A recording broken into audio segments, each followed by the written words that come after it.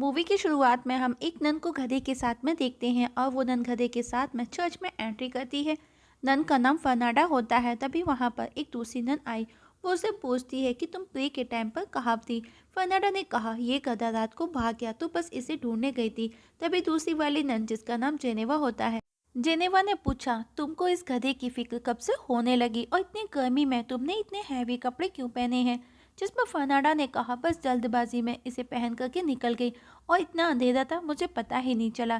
तभी वहां से चर्च का माली लोरको गुजरता है। वो उन्हें सिर्फ छोटी सी गुड मॉर्निंग बोलता है, पर इस छोटी सी बात पर वो दोनों उसे खरी खोटी सुना देती है। नेक्स्ट सीन में हम देखते हैं सिस्टर अलेक्जेंड्रा को, जो कुछ तो सोच रही थी क्योंकि उसके फादर उससे मिलने के लिए आने वाले थे और वो दिन आ ही गया जब उसके फादर उससे मिलने आए। अलेक्जेंड्रा अपने फादर से मिलकर के खुश थी। दरअसल उसके फादर चर्च में एक बड़ी रकम, मतलब कि अपनी कमाई की एक बड़ी रकम डोनेट करते थे, पर उसके फादर के पास में डोरी के लिए इतना पैसा नहीं था कि वो अलेक्जेंड्रा की उसके प्रेमी से शादी करा सके, और अलेक्जेंड्रा अपने प्रेमी से शादी करना चाहती थी। दरअसल अलेक्जेंड्रा को ये लाइफ बिल्कुल भी पसंद नहीं थी। वो एक फैमिली लाइफ जीना चाहती थी, अपनी मदर के जैसे उसकी अपनी फैमिली हो, हस्बैंड और बच्चे हो। अलेक्जेंडर अपने फादर को बोले आप जो पैसा यहाँ पर भेजते हैं, अगर आप वो पैसा यहाँ नहीं भेजें तो शायद डाउरी में कोई हेल्प हो सकती है। पर फादर की बातों से साफ पता चलता है मानो उनको अपनी बेटी की कोई फिक्र ही ना हो। बेचारे अलेक्जेंडर इस बात से और ज़्यादा अपसेट हो जाती है। अलेक्जेंडर, जेनेवा, फर्नाडा तीनों साथ में दिखाई जाती हैं। तभी लोगों पर उनकी नज़र गई। उन्हें लगा वो उन्हें गंदी नज़र से देख रहा है, जबकि ऐसा कुछ भी नहीं था। और अब वो तीनों मिलकर के उसकी अच्छे से धुनाई करती हैं। सभी नन मिलकर के कुछ न कुछ काम करती थी जिसमें वो खुद को बिजी भी रख सके, जिन्हें सेल करके वो ढेर सारी अर्निंग भी करती थी जिससे वो अपना गुजर बसर कर सके। वहीं लूर को फादर से उन तीनों नन की कंप्लेंट करता है, और जब वो जॉब छोड़ने का बोलता है तो फादर लूर को समझाने और रोकने की बहुत कोशिश करता है, पर लूर को एक नहीं सुनता और जॉब छोड़ करके चला जाता है क्योंकि उन तीनों ने उसे बहुत मारा था। नेक्स्ट सीन में हम लॉर्ड ब्रूनो को देखते हैं जो अपनी वाइफ के साथ में लंच कर रहा था। उसने देखा उसका नौकर मैजेटो, उसकी वाइफ, दोनों आपस में इशारों में बातें कर रहे थे, मतलब कि दोनों के बीच में कुछ तो था। हम देखते हैं कि ब्रूनो खाने की टेबल पर दोनों में से किसी को कुछ नहीं बोलता क्योंकि वो उन दोनों को रंगे हाथ पकड़ना चाहता था। रात को मैसेटो और उसकी वाइफ को हम एक बेड पर एक साथ देखते हैं। दरअसल ब्रूनो की वाइफ को अपने हस्बैंड से वो खुशी नहीं मिलती थी जो उसे उसके नौकर से मिलती थी। वो दोनों फिजिकली हो रहे होते हैं, तभी ब्रूनो की उन्हें आवाज़ आई जो उसी रूम की तरफ आ रहा था। मैसेटो को पता चल जाता है और उससे पहले मैसेटो वहां से विंडो से कूद करके भाग जाता है। ब्रूनो उसकी शक्ल नहीं देख पाया, पर वो उसको फॉलो करता हुआ उसके पीछे आता है। पर तब तक मैसेटो ब्रूनो के बाकी के नौकर के साथ में वहीं पर बीच में आकर के सो जाता है। लेकिन ब्रूनो भी बड़ा चालाक था। वो भी एक एक कर सभी नौकर की हार्ट बीट चेक करता है, क्योंकि जो भी अभी भाग करके आया था उसकी हार्ट बीट काफ़ी तेज बीट करेगी। और वो जैसे ही मसेटो की हार्ट बीट चेक करता है वो समझ जाता है कि वो मसेटो ही है जो उसकी वाइफ के साथ में रूम में था। पर वो रात को उसे कुछ नहीं कहता और उसकी साइड से कुछ बाल कट कर ले जाता है ताकि वो प्रूफ कर सके। नेक्स्ट डे सभी नौकरों को बुलाया गया और हम देखते हैं कि जिस साइड से मसेटो के बाल दोनों ने कट किए थे, ठीक उसी साइड से सभी नौकरों के बाल काट लिए गए थे। सबको लगता है कि ये किसी शैतान का काम होगा, कोई जादू टोना करने के लिए, जबकि ये मसेटो ने किया था ताकि वो पकड़ा ना जाए।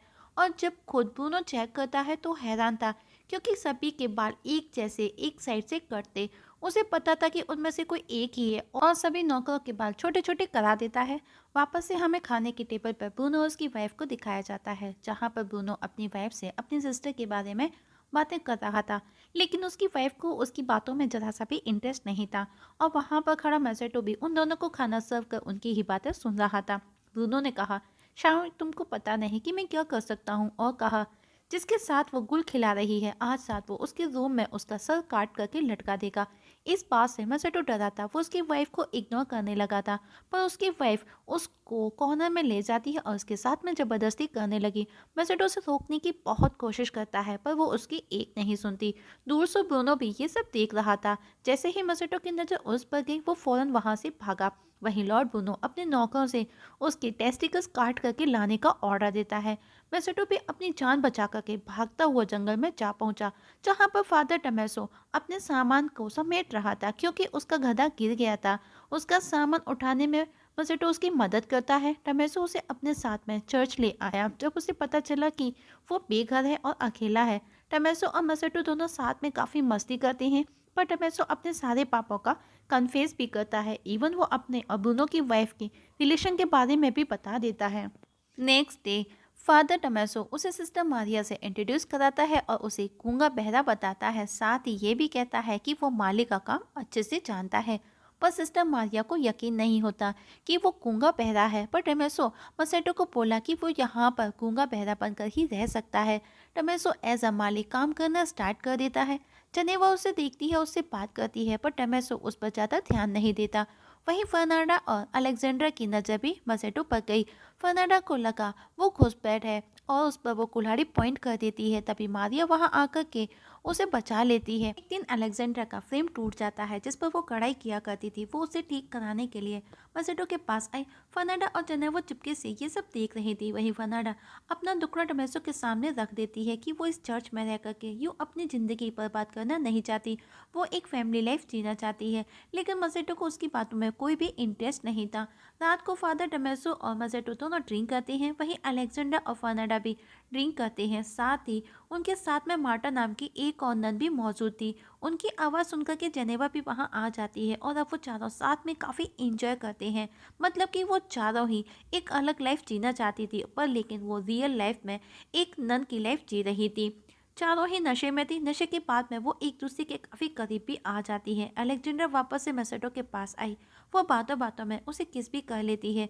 वो उसे दोबारा किस करती है तो मसेटो भी खुद पर कंट्रोल नहीं रख सका और वहीं पर उसके साथ में इंटीमेट होने लगा। पर तभी पीरियड की बेल बज जाती है और अलेक्जेंड्रा वहां से चली जाती है। अब इस सब के बाद से अलेक्जेंड्रा काफ़ी खुश रहने लगी थी, पर कहीं ना कहीं फर्नांडा को अलेक्जेंड्रा पर डाउट था। और अब फर्नांडा मार्टा के साथ मिलकर के एक ऐसा लिक्विड तैयार करती जिसे यूज़ कर मर्दों को अट्रैक्ट करने के लिए इस्तेमाल किया जाता था, जो कि जड़ी बूटियों से बनता था। और अब इस लिक्विड का यूज़ कर वो दोनों मसेटो के रूम में आई। बाहर से जेनेवा भी ये सब देख रही थी। वहीं रूम के अंदर वो दोनों मसेटो को सेड्यूस करने लगी। पहले तो मसेटो उन्हें रोकने की कोशिश करता है, पर कुछ देर में वो भी मज़े लेने लगा था। जब वो बाहर आई तो जेनेवा उनसे पूछती है कि वो दोनों माली के कमरे में क्या कर रही थी, पर वो उसका ठीक से जवाब नहीं देती। नेक्स्ट डे बिशप नाम का फादर चर्च घूमने आया। वहीं मसेटो और अलेक्जेंड्रा रूम में इंटीमेट हो रहे थे। तभी उसकी मास्टर वहां आ जाती है, पर वो बहरी थी। ना तो उसकी बातें वो सुन पाती है, ना ही उनको देख पाई। मसेटो भी मौका देखते ही विंडो से भाग जाता है। वहीं जेनेवा सिस्टर मारिया को मार्टा और फर्नांडा के बारे में बताना चाहती थी, पर मारिया उसकी बातों पर ट्रस्ट ही नहीं करती। और अब वो भी उसी लिक्विड का यूज़ कर मसेटो के रूम में आई, जहाँ पर अलेक्जेंड्रा और मसेटो के बीच में आर्ग्यूमेंट हो रहा था, क्योंकि अलेक्जेंड्रा को मसेटो के बारे में पता चल गया था कि वो कोई गूंगा बहरा नहीं है। पर जेनेवा जब मसेटो के रूम में आई तो अलेक्जेंड्रा वही रूम में छिप जाती है। जेनेवा अब मसेटो के क्लोज आई। वो उसके साथ में ज़बरदस्ती करने लगी, पर उसे मर्दों में नहीं सिर्फ औरतों में इंटरेस्ट था। तभी फर्नांडा वहां आ जाती है। जेनेवा भी वहीं अलेक्जेंड्रा के पास जाकर के छिप जाती है। दोनों एक दूसरे को देख करके हैरान थी।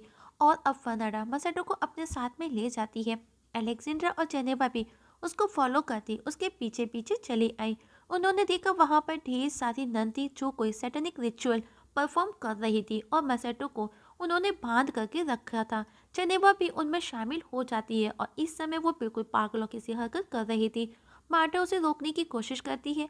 वहीं फर्नांडा मसेटो की बलि चढ़ाने को थी। ये देख करके अलेक्जेंड्रा भी वहां आ जाती है उसे बचाने के लिए और उसे रोक देती है।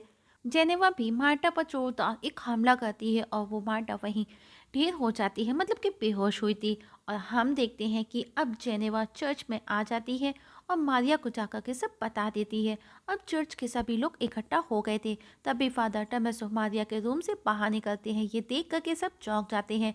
बिशप भी वो सब नज़ारा देख करके हैरान था और अब बिशप जेनेवा को 1 साल तक उपवास रखने की सज़ा सुनाता है। बिशप अलेक्जेंड्रा के फादर का दोस्त था, तो वो उसे कोई सज़ा नहीं देता और अब बिशप एक एक कर सबको सज़ा देता है। फादर टमेसो को भी कहीं दूसरे चर्च में शिफ्ट कर दिया जाता है। मसेटो को भी ब्रूनो के पास वापस भेज दिया जाता है, जहां पर उसे वापस से गिरफ्तार कर लिया गया था। पर अलेक्जेंड्रा, फर्नांडा, जेनेवा तीनों मसेटो को मिस करती है। कहीं ना कहीं उन तीनों को इस बात का अफसोस है कि उन तीनों की वजह से ही इस समय मसेटो ब्रूनो की जेल के अंदर कैद है। तो अब वो तीनों उसे वहां से आज़ाद करने का डिसाइड करती हैं और जल्दी ही तीनों मिलकर के किसी तरह मसेटो को ब्रूनो की जेल से भगा लाती है। वो चारों भागते हुए जंगल से गुजर रहे थे तो उन्हें मारिया और चर्च के फादर टमेसो नजर आए। मतलब कि दोनों का अफेयर आज भी जारी था। चर्च अलग हो जाने के बाद भी वो दोनों आज भी एक दूसरे से मिलते थे। और आज वो दोनों मतलब कि टमेसो मारिया को अपने साथ लेकर के भाग जाता है। और इसी के साथ में इस मूवी की हैप्पी एंडिंग हो जाती है। दोस्तों, आप लोगों से एक छोटी सी रिक्वेस्ट है, अगर आपको वीडियो पसंद आती है तो प्लीज़ सब्सक्राइब करना ना भूलिएगा। आपका एक छोटा सा सब्सक्राइब या छोटा सा लाइक हमें आपके लिए और वीडियो बनाने के लिए मोटिवेट करता है। तो वीडियो देखने के लिए थैंक यू सो मच।